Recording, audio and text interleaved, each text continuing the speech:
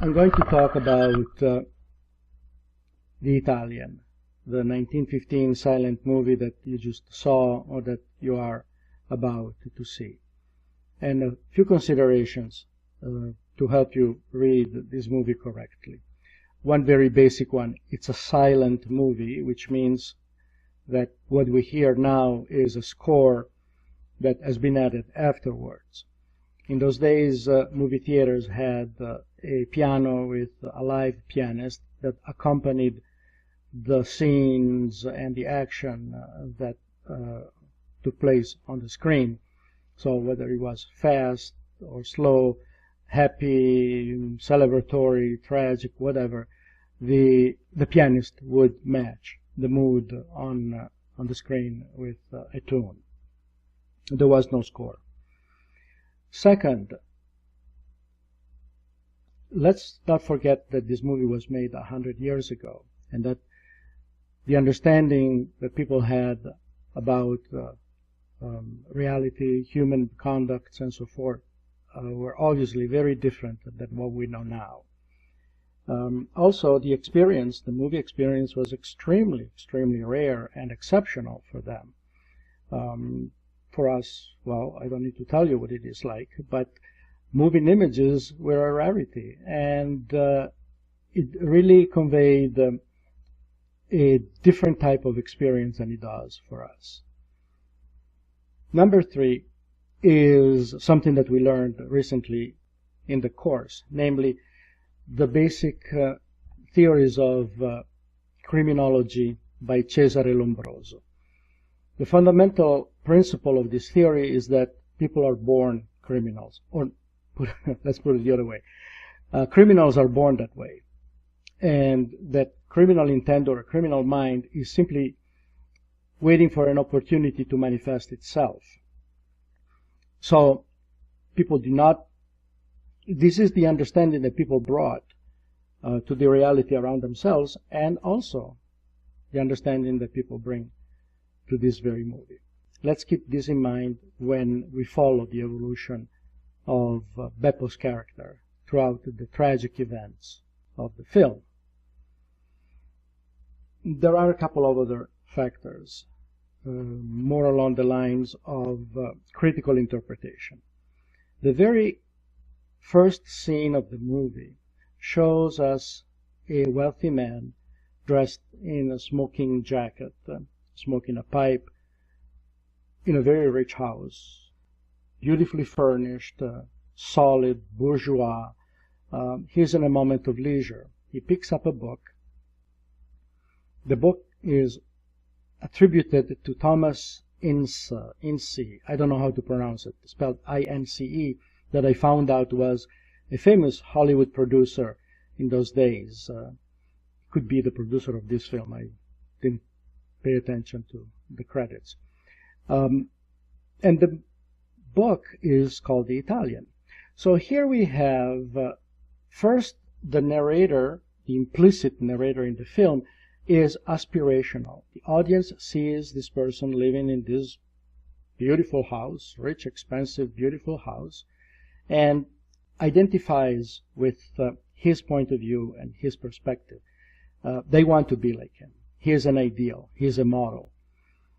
Very much like when we go to the movies and we see rich people living in fabulous villas with a splendid view and a swimming pool, or gorgeous loft in Manhattan, in Soho. Those represent our aspirations, stuff that we cannot afford. And he is the conduit. He is the channel through which we are approaching the narration of this story. The second one is what we call meta-narrative. Not only is he going to tell us the story, but he is going to tell us through a book, that he reads. So the story is narrated to him in book form, and then he's narrating it to us in visual form. So in a way, it's like saying he is visualizing what we are seeing in the movie. And that creates a second filter that establishes the premises and the conditions under which the audience in those days will watch this movie. We are accustomed to these kind of tricks, so we don't buy into this kind of stuff anymore, at least not consciously. But back in those days, those kind of techniques were extremely powerful, had never been adopted before, were presented for the first time, and grabbed the attention of the audience beyond what they can do today for us. So these are three or four basic factors to remember in reading the movie. In the opening credits, we have the name of the producer at the bottom, Thomas Ince, I believe, and we'll see his name later on. The movie begins with curtains rising, like in a theater. The audience is invited into the scene, drawn into the scene. And here comes the frame. He picks up a book. So he is going to tell us the story that he reads. He is our narrator, the implied narrator. We are going to see the story through his eyes. First, iconic representation of Italy. The cross and the church. Religion. This identifies the place. And what do we have? Harvesting grapes. So wine and religion. It is not a coincidence that the Catholic Mass uses wine together with bread to celebrate the Eucharist. This is Hispanic architecture. The film was shot in California, clearly. And here we have the most iconic representation of an Italian, a gondolier. In the world, if there is one item that represents Italy, is definitely Venice and the gondola. Maybe the Leaning Tower of Pisa, maybe the Colosseum. But the only job possible in the Colosseum would be gladiator. So here is Venice. And here is Beppo Donnetti, very romantic, dreaming about the love of his life. He thinks of her as he's working in his gondola, not gondola, gondola. He's a daydreamer. So he's a dreamer, he's a romantic, he's a peeping Tom, and he's a goofball. So here we are introduced to the comic aspect of his character. He's a very amiable character. We transition, and here is the scene on the deck of the ship arriving to America. While everybody is cheering and happy to be arriving, he is despondent because he misses her so much. The iconic representation of the Statue of Liberty, which, by the way, is not present in Son of Italy. That is one of the things that I noticed, that for some reason Pascal left the Statue of Liberty out of his representation. He's Italian, he gets to America, and what kind of job does he get? Shoe shine.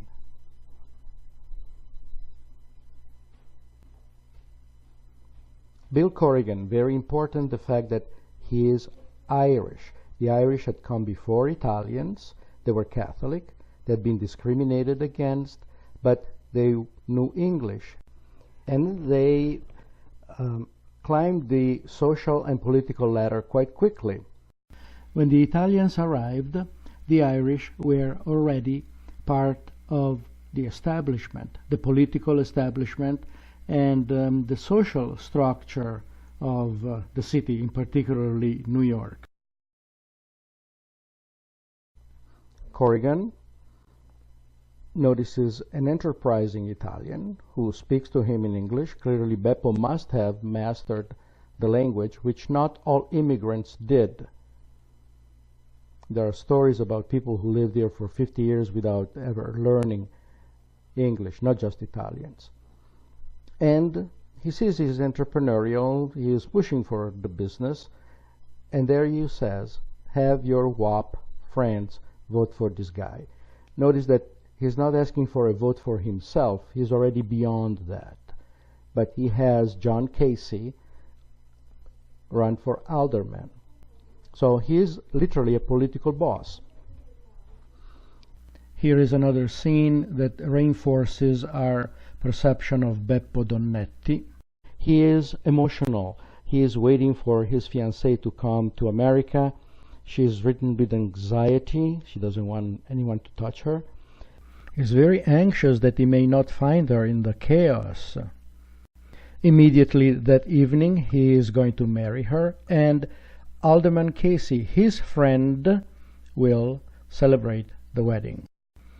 Well, Beppo arrives. He's late for his own wedding. He is the usual mess. Exuberant, very friendly, with a lot of friends actually. And to confirm again his goofball status, he forgot to bring the ring. And here is the scene when he's been told that his son is born. Of course, a male child. Again, comic relief. People loved these kind of scenes. He is emotional, enthusiastic, very expressive. He arrives at home, and what does he see? He sees his child. And now this is the opposite. The emotional response when he finds out that the child still has not gotten better, and he needs to find pasteurized milk. If you watch the movie, then you know what happened to him, and he feels completely despondent. I slow down the track here for a second to have a few moments to discuss the issue, and look at the change in his appearance, his face, when he sees the people who robbed him. It's going to be in a close-up.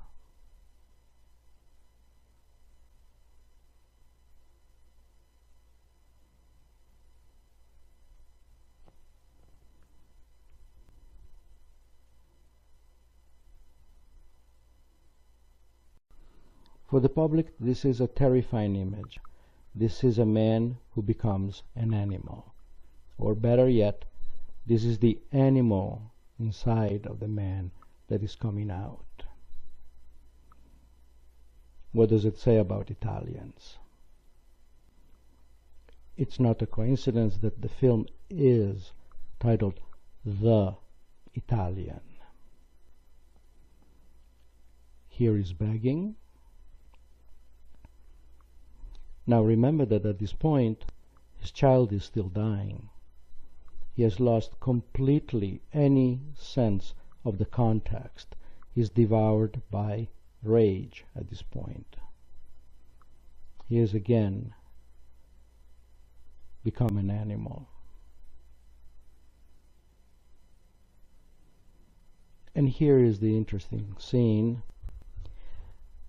He looks like a bum. He's been beat up. He is dirty. He was captured by a policeman. Obviously, he doesn't look like a respectable character, but he expects Corrigan to help him out. This is a very violent scene. Throws the policeman, grabs Corrigan. I don't need to describe it to you. I want you to pay attention to the aspect of technology here. The distance between Corrigan and the Italian. It's a bomb that is being kicked into the street. And while this happens, he is still unaware of what happened at home. And here is the moment when Beppo is overwhelmed by another wave of emotions, and a different kind of emotion now. His emotional state is always on full display throughout the entire film, be it joy, despair, anger, or total devastation. You remember the sequence of events here as you read in the paper. And this is where his total inhumanity surfaces. Who but an animal would devise a plan to kill a child as an act of revenge against a scapegoat? Corrigan has no responsibility, is not at fault here.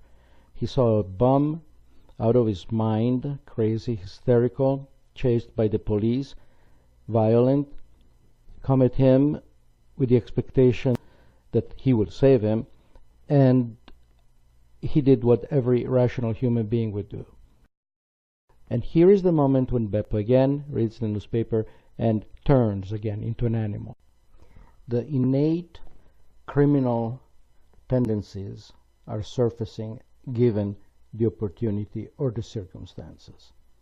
And here is the expression, the moment when, again, like Dr. Jekyll and Mr. Hyde, the violent entity in him resurfaces, and he devises the most incredible scheme. His goal now is to kill a child in cold blood, and in order to do so, he has to disguise himself, penetrate the house, and commit the act. Think about what the public saw and how the public must have reacted to this representation of the Italian.